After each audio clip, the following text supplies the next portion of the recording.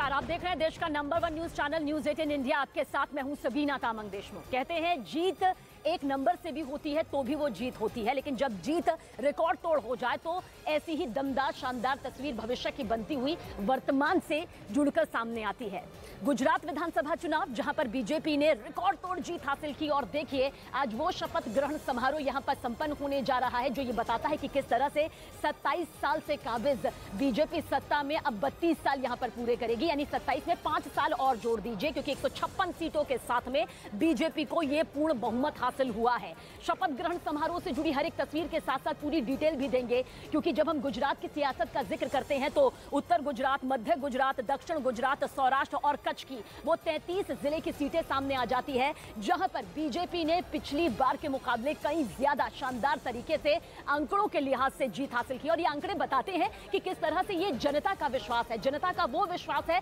जो बीजेपी पाना चाहती थी, क्योंकि अगर जरा भी ग्राफ नीचे होता तो इतनी शानदार तस्वीर सामने नहीं आती। हो सकता है कि शपथ ग्रहण होता, लेकिन जिस जज्बे के साथ इस बार शपथ ग्रहण समारोह किया जा रहा है, क्योंकि ग्राफ यहां नहीं बल्कि सबसे ऊपर पहुंच चुका है। मेरे सहयोगी जनक भी हमारे साथ में बने हुए हैं। जनक, इस वक्त हम ठीक मंच के पास में मौजूद है और मेरे सहयोगी देवेश यहां पर दिखा रहे हैं कि किस तरह से मंच की ये सबसे ज्यादा तस्वीरें हैं। दिनेश यहां पर दिखा रहे हैं। जनक, आपकी तरफ रुख करेंगे इन तस्वीरों के साथ में। क्या कुछ आज की सियासत में लिखने वाली बीजेपी की वो नई इबारत नजर आती है जो आज कई बड़े चेहरों के साथ में नजर आएगी?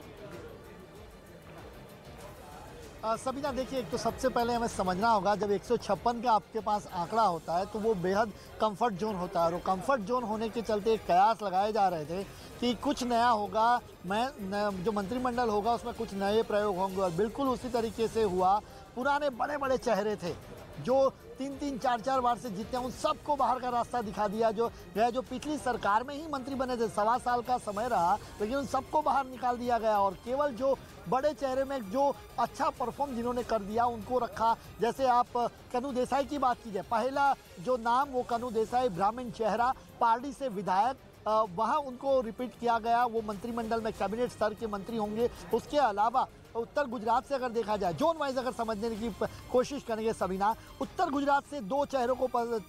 चुना गया। एक ऋषिकेश पटेल जो कड़वा पटेल हैं, कड़वा पटेल के कॉम्बिनेशन को देखें तो मुख्यमंत्री भी खुद कड़वा पटेल हैं, तो 2 चेहरे कड़वा पटेल के तौर पर रहेंगे। साथ में बलवंत राजपूत जो सिद्धपुर से विधायक बने, उनको तरजीह दी गई, यानी एक क्षत्रिय कॉम्बिनेशन, यानी उत्तर गुजरात से एक पटेल और एक क्षत्रिय का कॉम्बिनेशन के साथ उत्तर गुजरात को रिप्रेजेंट किया गया। हालांकि कच्छ और बनासकांठा, पाटन और साबरकांठा, इन जिलों में से किसी को नहीं रखा गया। ये एक नया प्रयोग हुआ कि कोई भी बड़ा चेहरा क्यों ना हो, जरूरत है उनको ही मंत्री बनाया जाएगा। तो वो केवल 3 चेहरों के साथ। अहमदाबाद, जहां पर पिछली बार 2 मंत्री थे, इस बार एक ही मंत्री को, चूंकि मुख्यमंत्री के अलावा अगर अहमदाबाद से किसी को लेना था तो जगदीश पंचाल, जो जगदीश विश्वकर्मा के नाम से जाने जाते हैं, वो जगदीश पंचाल को लिया गया। बड़ौदा से कोई नहीं आया। सबसे ज्यादा इस बार देखें तो हम सूरत को देख सकते हैं, जो दक्षिण गुजरात में, चूंकि ट्राइबल बेल्ट के साथ साथ सूरत ने इस बार जो कहें कि शाख बनाए रखी। पिछली बार भी 12 की 12 सीटें आई थी, और जिले और शहर की मिला ले तो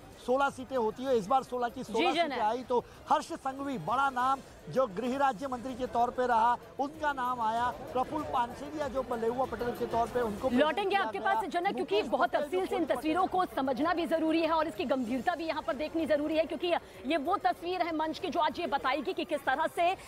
इतिहास के पन्नों को अगर पलटते हैं तो वर्तमान में आकर सियासी जो भविष्य है वो यहाँ पर साफ दिखाई देता है। शून्य से लेकर शिखर तक का ये सफर यहाँ पर किस तरह से गुजरात में बीजेपी का रहा, किस तरह से नरेंद्र मोदी का रहा बतौर मुख्यमंत्री, और उसके बाद साल 2014 में प्रधानमंत्री के तौर पर भूपेंद्र पटेल का यहाँ पर आना, और अब दूसरी बार शपथ ग्रहण करना। पिछली बार का जिक्र करें तो 12 सितंबर 2021 और आज 12 दिसंबर 2022, और ऐसे में तब भी सोमवार था, आज भी सोमवार है। ये कनेक्शन भी यहाँ पर जरूर निकालेंगे, लेकिन इस बीच कहा जा सकता है कि जो आंकड़े यहाँ से निकलकर सामने आएंगे, जो इस वक्त आप देख रहे हैं, बीजेपी ने न सिर्फ अपना रिकॉर्ड तोड़ा है, यानी कि 2002 में जो 127 सीटें जीती थी, और बतौर मुख्यमंत्री जब नरेंद्र मोदी ने यह बता दिया था कि किस तरह से उनका चेहरा सबसे खास ही नहीं सबसे प्रमुख है, और और ऐसे में 1985 का वो रिकॉर्ड भी बीजेपी ने तोड़ा जो कि कांग्रेस की तरफ से 149 सीटों को लेकर बनाया गया था, यानी कि रिकॉर्ड तोड़ते यहां पर बीजेपी चली गई। वो वक्त भी काफी सही था जब 115 सीटें आई, लेकिन जब 99 सीटें आई जहां पर 2.5 का आंकड़ा भी बीजेपी नहीं छू पाई, तो बीजेपी के सामने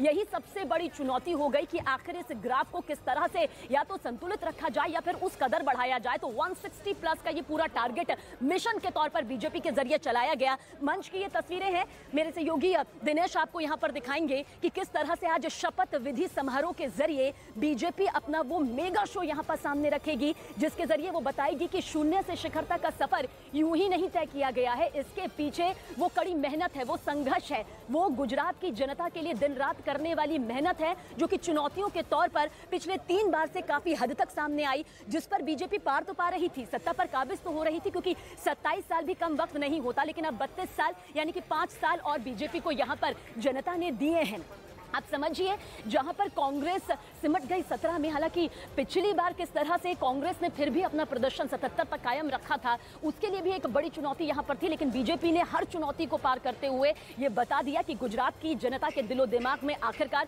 बीजेपी है, उसका वो कमल है, जिस पर साथ यहां पर गुजरात की जनता इस बार देती हुई नजर आई और 156 सीटें सीधे तौर पर। जनक हमारे साथ, हमारे सहयोगी बने हुए हैं। जनक, क्या कहा जा सकता है, किस तरह का ये पूरा मंत्रिमंडल होगा, किस तरह से वो चेहरे सामने आएंगे, क्योंकि कई प्रयोग किए, जिन प्रयोगों का जिक्र आप भी कर रहे थे, दिग्गजों के कई पत्ते भी कटे, कई दिग्गजों को दोबारा मौका भी मिला, बड़े नए चेहरे यहां पर सामने भी आए, कुछ नए चेहरे भी यहां पर सामने आए। किस तरह से कैबिनेट की पूरी रूपरेखा नजर आएगी?